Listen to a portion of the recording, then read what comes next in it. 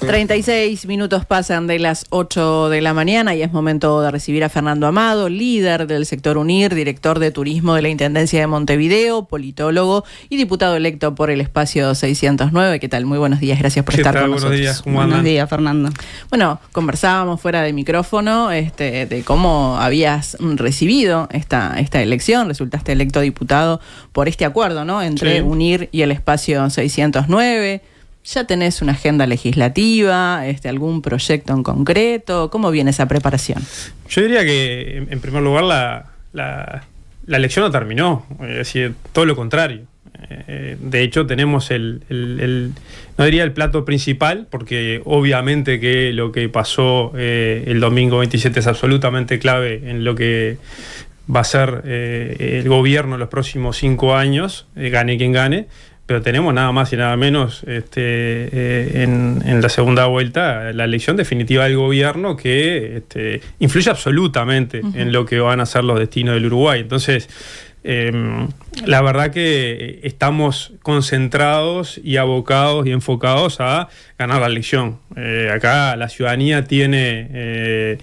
en síntesis, desde mi punto de vista, como ha ido decantando el sistema político con muchos cambios en los últimos 10, 15 años, o sea, con un aceleramiento, llamémosle, de la identidad coalicionista multicolor, que hoy ya no tiene complejos ni gregué para mostrarse como una coalición compacta, que incluso ya pone arriba de la mesa de que la próxima elección seguramente vaya bajo el mismo lema, etcétera, etcétera.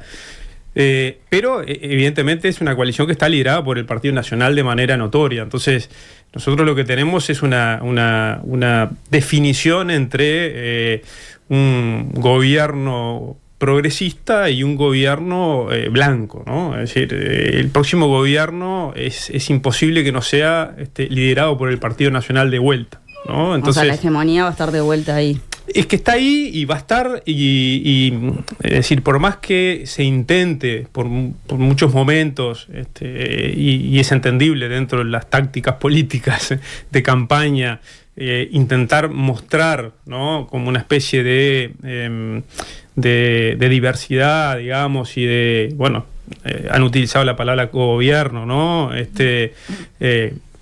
Eventualmente hasta para marcar un poco la cancha en la interna de la coalición.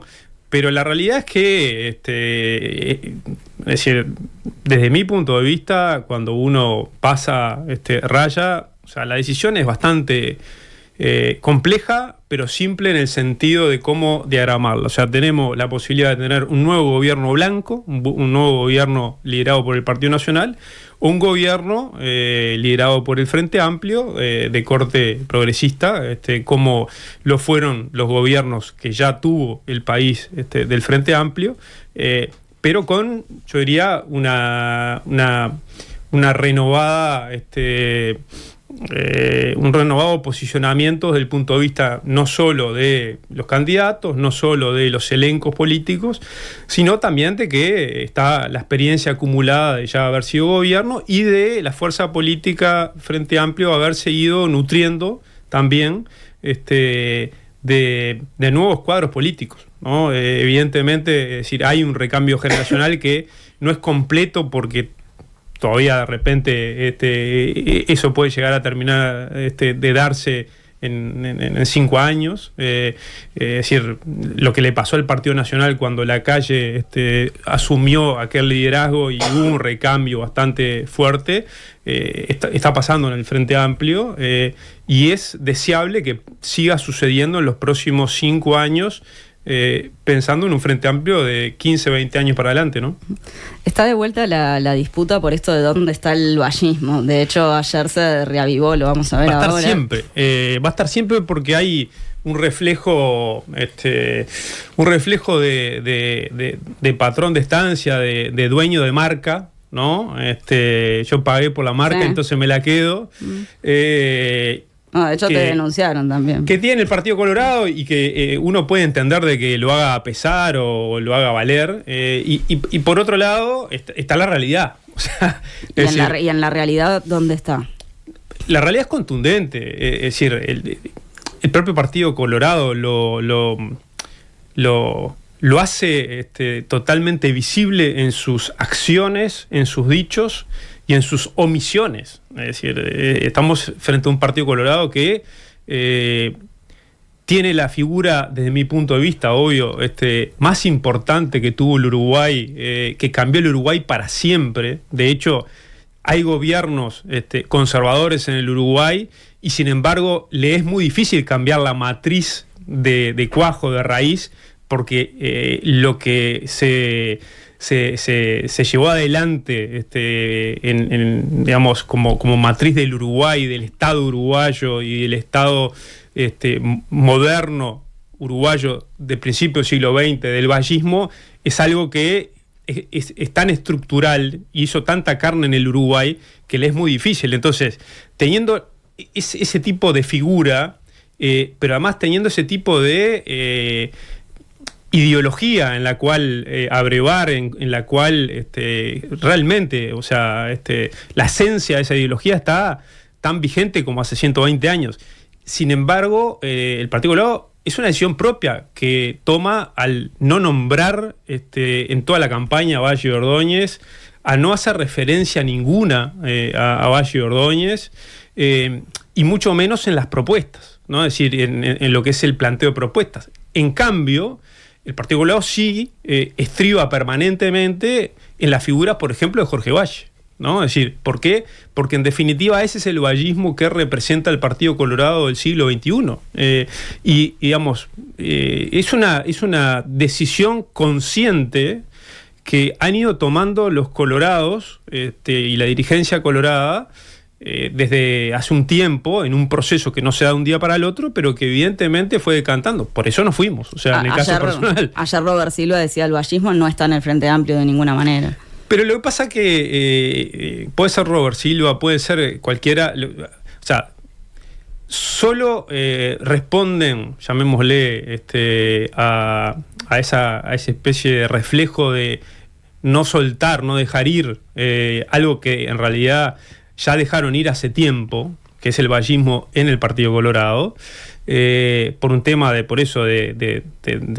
no dar el brazo a torcer, de que está en otro lado, que está representado en otro lado, y que la ciudadanía en general es evidente que lo ve representado en otro lado.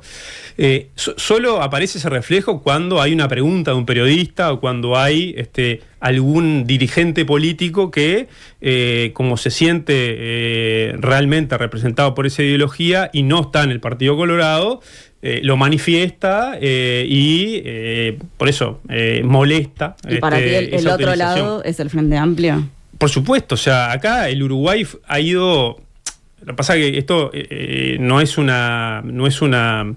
proceso de un periodo, es un proceso bastante largo, paulatino, en donde, por eso, hace 5 años, o hace un poquito más, 6, cuando nosotros estábamos dando la batalla dentro del Partido Colorado, nadie en el Partido Colorado sostenía la posibilidad de ir a un lema común con la naturalidad y con la fuerza y con la energía y entusiasmo que lo plantea hoy Ojeda, Bordaberry y tantos otros más. Es decir, antes hubiesen sido linchados en una convención si planteaban eso. Pero esto que te pregunta, Sofi, ¿dónde se ve reflejado el vallismo en el Frente Amplio, por ejemplo?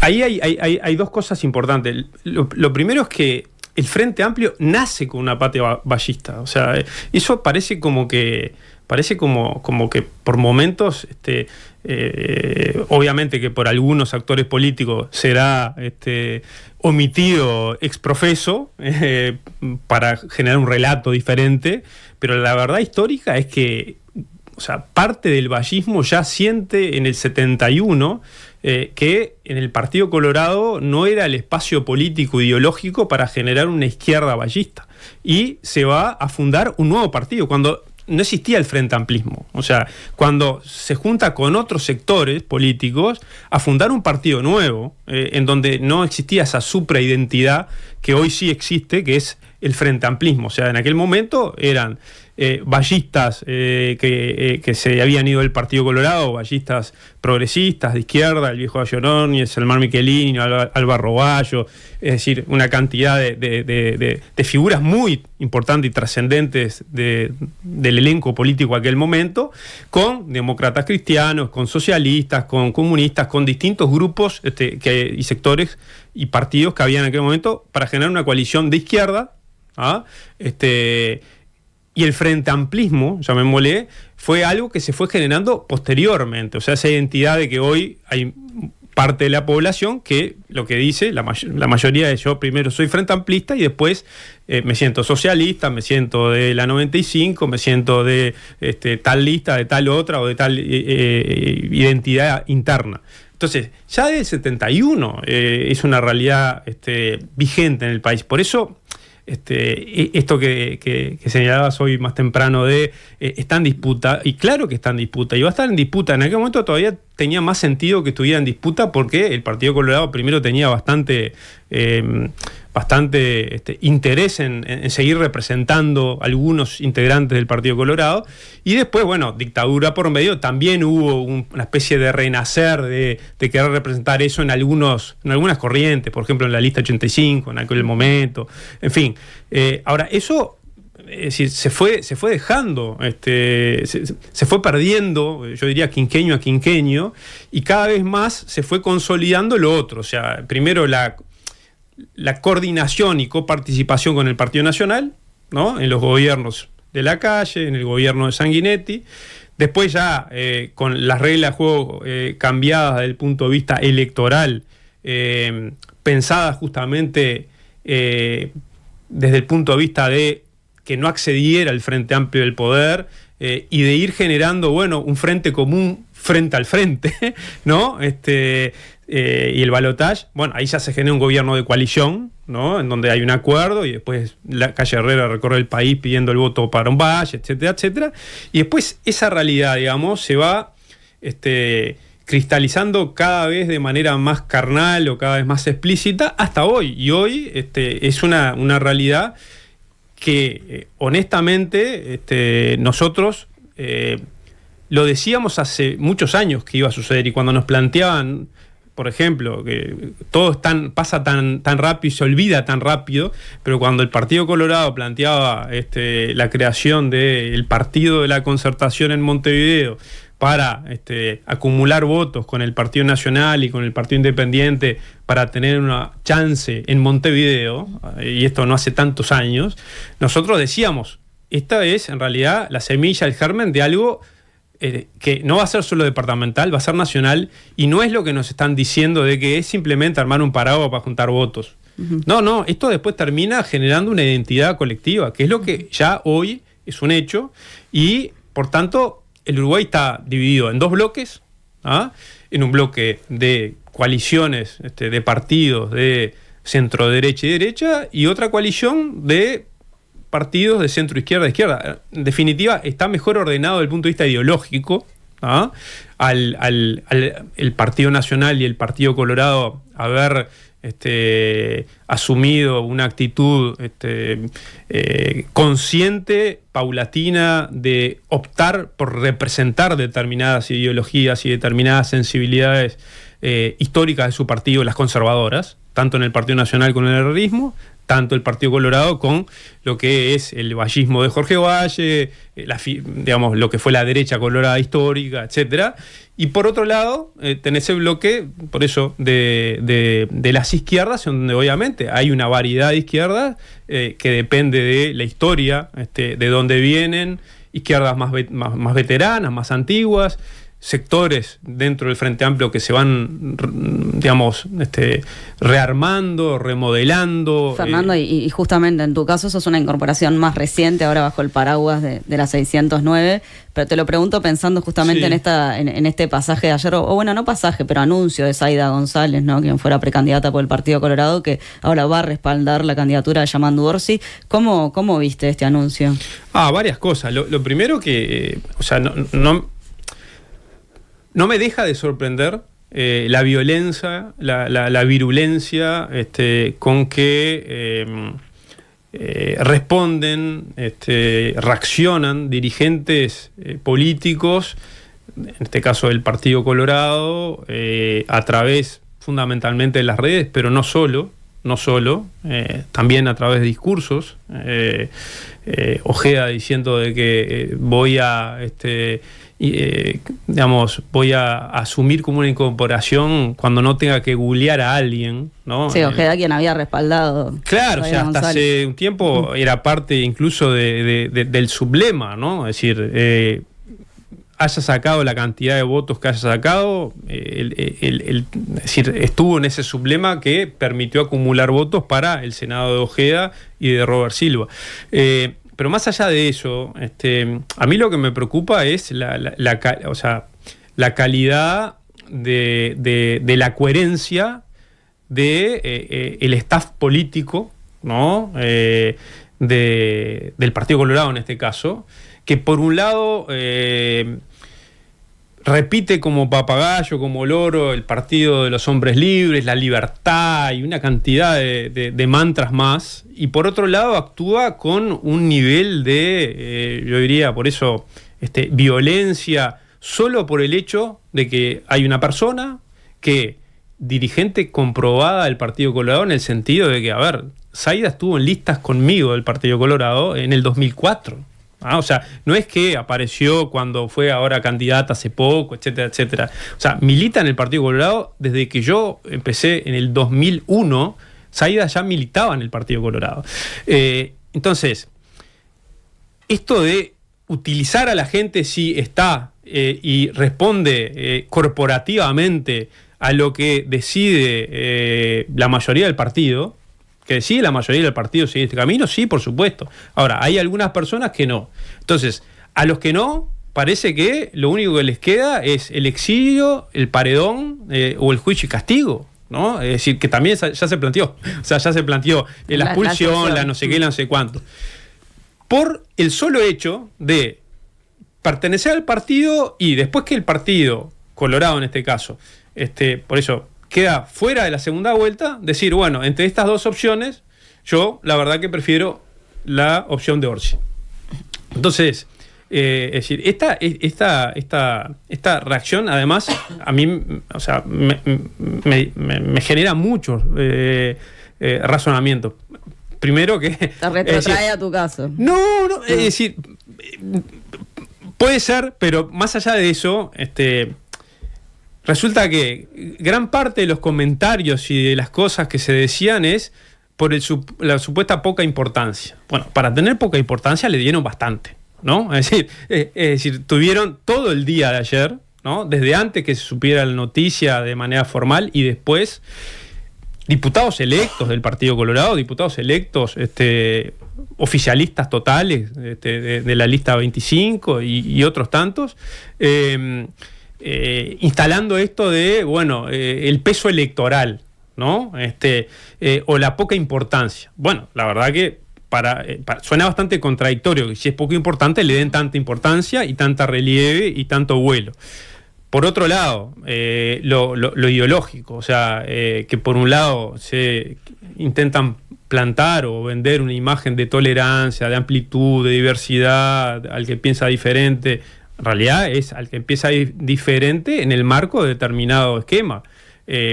Porque además esto ni siquiera es algo que haya pasado, yo qué sé, por la convención del Partido Colorado, entonces es una decisión orgánica. No, o sea, el Partido Colorado decidió seguir este camino, fenómeno, y bueno, hay una dirigente con una agrupación nacional que no está de acuerdo y sigue otro camino. ¿Cuál es el problema? O sea, no debería ser ningún problema, ¿no? Entonces, qué difícil con estas actitudes de cara a una segunda vuelta en donde es fundamental tener un talante sobrio, pero honesto, real, de ir hacia el que piensa diferente. Bueno, está difícil ir al que piensa diferente cuando te das cuenta que las reacciones son las que son, ¿no? Bueno, y hablando del que piensa diferente, queremos retomar por cómo quedó conformado el Parlamento y por cómo ves el tema de llegar a negociaciones. A vos ya te tocó estar negociando en aquel momento desde el Partido Colorado con el Frente Amplio. Ahora vas a tener que negociar con los partidos de la coalición. ¿Cómo ves ese diálogo? El Parlamento es negociación. Es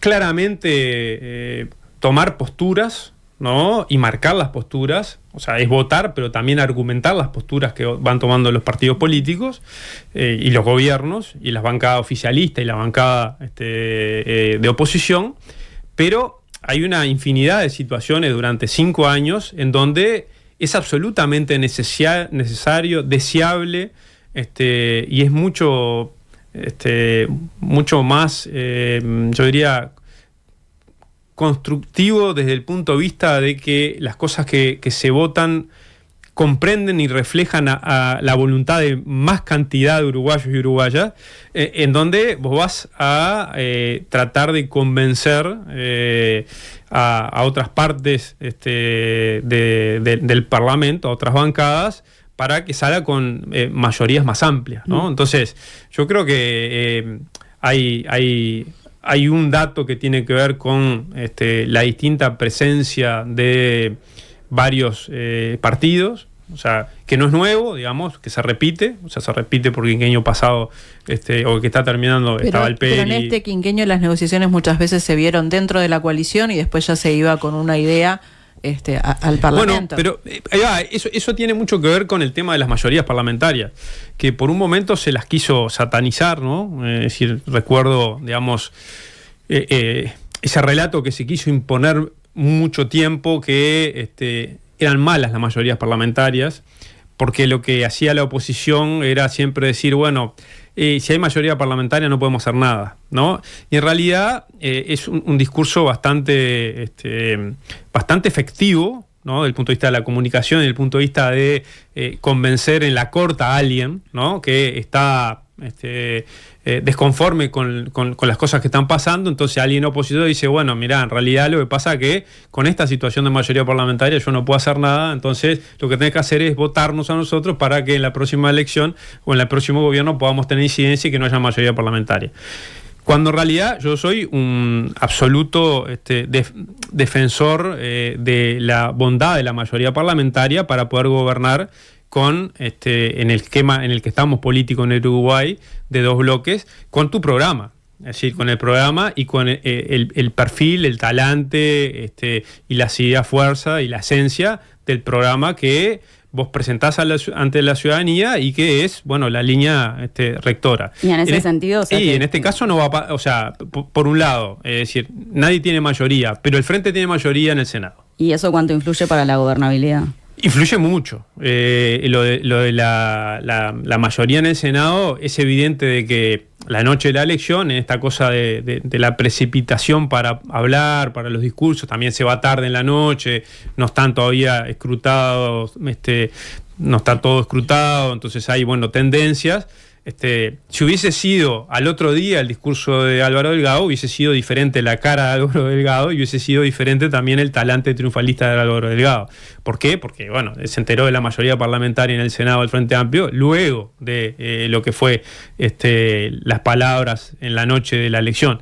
Yo creo que es evidente que tener mayoría parlamentaria en el Senado es algo importante, por una cantidad de situaciones que ya se vienen relatando desde hace días, los politólogos, los analistas, todo lo que tiene que ver con los nombramientos, con una cantidad de cosas, más allá de que los opositores o quienes han quedado en minoría en el Senado plantean, bueno, si somos gobierno, no es una crisis institucional. Acá nadie está hablando de crisis institucional. Acá los únicos que hablan de cucos y cosas que no existen es la coalición multicolor, cuando apela a esos eslóganes de un frente amplio que se radicalizó, un frente amplio que está en manos de comunistas y tupamaros y todas esas cosas que hago un paréntesis en son ese una punto. falacia.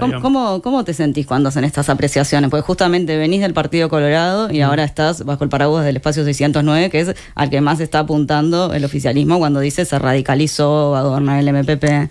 Son deshonestos intelectualmente. O sea, hay un tema de deshonestidad intelectual, lo cual yo creo que es una de las deshonestidades en política en la construcción de democracia y de república, de las peores deshonestidades, porque, digamos, destruye desde un lugar a sabiendas, ¿no? Es decir, saben que es mentira, saben que no es así. ¿Por qué? Porque, entre otras cosas, hubo 15 años de gobierno del Frente Amplio.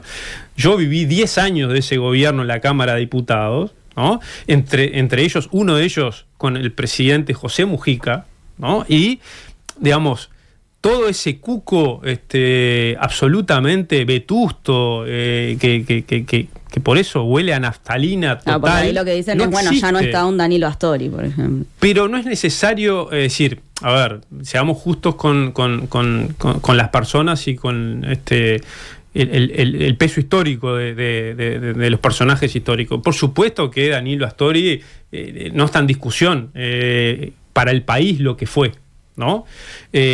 Ahora, ¿qué tiene que ver eso con que es evidente que el Frente Amplio viene, digamos, luego de haber sido derrotado en las urnas en 2019, hizo todo un proceso interno, ¿no? En donde también está un proceso interno de autocrítica, un proceso interno de el Frente Te Escucha, todo lo que tuvo que ver con el territorio y el Frente Amplio en territorio, tratando de absorber, a ver cuáles eran las razones por las cuales había perdido, etcétera, etcétera. Todo ese capítulo, pero se suma al otro capítulo, que es que, como cualquier cosa digamos, vital, está en permanente necesidad, digamos, de cambio y adaptación, ¿no? Entonces, el Frente Amplio viene en un camino, yo diría, bastante consolidado, firme, estable, de lo que hablábamos un poco más temprano, de pararse en la cancha para los próximos 20 años, ¿no? Con una renovación de personas y con una renovación también, llamémosle, de nomenclaturas internas políticas. O sea, habrá partidos que seguirán existiendo, habrá sectores que no, habrá sectores que, digamos, enarbolan lo que es la doctrina que dejó Danilo Astori, otros la de Tabaré, otros la de Mujica, etcétera. Pero también es cierto que hay una necesidad de ir barajando y dando vuelta dentro del propio Frente Amplio en cuanto a sectores, en cuanto a liderazgos, en cuanto a liderazgos emergentes. Entonces, se puede analizar o se puede ir a ese atajo absolutamente deshonesto intelectualmente, que apela una y otra vez la oposición solo con el fin de, no sé, asustar a algún desprevenido que no vivió los gobiernos del Frente y que podrán haber sido mejores, podrán haber sido peores según la visión del ciudadano y la ciudadana que nos está escuchando, pero sean blancos, colorados, frentamplistas, independientes, votantes en blanco, nadie puede decir que en esos gobiernos del Frente Amplio, tupamaros o comunistas, ¿no? Como quieren caricaturizar muchas veces, lamentablemente, en esa deshonestidad intelectual los integrantes de la coalición multicolor, no tuvieron un compromiso absoluto y total con la construcción de república, de democracia y de llevar adelante gobiernos como, sin lugar a duda, el primer gobierno de Tabaré Vázquez, que solo es comparable, felizmente, y por suerte tuvimos un gobierno de esas características, con lo que fue el vallismo hace 120 años. Ahora, Fernando, por un lado se despotrica contra el Frente Amplio y por otro lado Delgado se presenta como dialoguista. ¿Cómo analizás este accionar en paralelo? ¿Y crees que podría llegar a ser un presidente que tienda puentes de alguna manera? A mí me parece que lo que sucede muchas veces en la coalición multicolor, con Delgado o con otros interlocutores, es que son mucho más anti que pro. O sea, es decir, los moviliza mucho más y los une y los estimula el ir contra alguien que el ir a favor de un proyecto propio, ¿no? Que en definitiva es el motor de la coalición multicolor, incluso desde su nacimiento. O sea, el primer antecedente hoy que podemos mirarlo con perspectiva, fue la reforma del 96, que yo creo que es buena desde el punto de vista electoral. Creo que no estuvo bien inspirada desde el punto de vista más maquiavélico de cambiar las reglas de juego para que el frente no llegara, ¿no? Porque lo que los movilizaba era, digamos, que no llegara al frente. Y lo peor es que, es decir, si voy al hueso, yo creo que más que porque el frente llegue, que ya lo vieron llegar y lo vieron gobernar, entonces en realidad, en el fondo, es de tal cinismo que están tranquilos de que un gobierno del Frente Amplio va a ser tan republicano y tan democrático y estable, o más, o mucho más, que cualquiera de otro color, sino que el problema es soltar la manija del poder. Es decir, verse, digamos, desalojado del gobierno y la manija del poder. No para generar política, sino por tener el poder. Y cómo maneja el poder, y es notorio en este quinquenio cómo ha manejado el poder el gobierno desde el punto de vista de, yo diría, una cantidad de decisiones que hacen a una forma de hacer política que tiene que ver con el beneficio de determinados grupos sociales cercanos, y con los cuales hay una identidad hasta de clase, diría yo. ¿Qué grupo, Fernando? Empresariales, es muy evidente, es muy notorio. Todo lo que tiene que ver con la trama, digamos, de corrupción importante que no voy a enumerarla en este momento porque no nos darían 5 programas, ¿no? Tiene mucho que ver con, digamos, una concatenación de o personajes o figuras, empresarios, institutos, etcétera, que forman parte de una base social del Uruguay, ¿no? Que es para la que gobiernan. Tienen todo el derecho de gobernar si la ciudadanía elige ese gobierno que gobierna y beneficia para esa base social. En el caso nuestro, obviamente, como no puede ser de otra manera, un gobierno de izquierda, un gobierno del Frente Amplio, apela al respaldo y después a gobernar para otra base social que nada tiene que ver con la que digamos, es la de la coalición multicolor. Yo lo que digo en concreto a lo que vos decías sobre el diálogo y sobre eso, es decir, es serlo y parecerlo, las dos cosas, ¿no? Y acá nosotros tenemos un candidato como Yamandú que en toda la campaña, incluso habiendo arrancado con una operación política desagradable, ¿no? Porque ahora parece que ya terminó, ya pasó, ya es historia. Fue hace unos meses, ¿no? Y podría haber significado realmente, es decir, de no haberse aclarado de manera total como se aclaró, ¿no? Podría haber sido una situación muy compleja para lidiar en campaña política. Y sin embargo, es decir, Yamandú en aquel momento actuó con el mismo aplomo que actúa ahora cuando tiene sumatorias o cuando se enfrenta a otras dificultades. O sea, hay una experiencia y coherencia en lo que se pretende, que es en este caso ir a buscar al diferente, a la persona que piensa diferente, para incluirla. Por supuesto que no a la que piensa diametralmente distinto, porque no va a ser un gobierno que se adapte a esa situación, pero sí a quienes puedan poner, digamos, su acento, ¿no?, en un proyecto más grande, progresista, que incluya. Y después, por otro lado, tenés la actitud de no solo Delgado, sino también de otros protagonistas de la coalición multicolor, que por un lado tienen ese acting, digamos, casi que cronometrado de escenario, ¿no?, de apertura, y ante una mínima cosa como lo que hablábamos hace un rato de Saido González ayer, parecen desestabilizados, y en realidad yo creo que sale el verdadero yo, ¿no?, en el caso de ellos, ¿no? Es decir, fue muy notorio en el caso de ayer, por lo que decía al principio. Es decir, si hubiese sido algo más,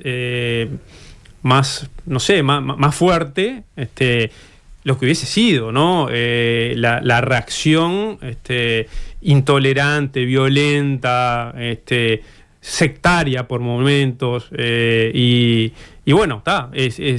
Yo creo que es un dato de la realidad que la ciudadanía tiene ahí para ir observando todos estos días de campaña y en definitiva decidir qué conducción de país quiere, sabiendo además de que es absolutamente necesario tener las capacidades, la voluntad y el verdadero ejercicio diario de la negociación. Fernando Amado, muchísimas gracias por estar aquí con nosotros. No, gracias a ustedes, un gusto. Gracias.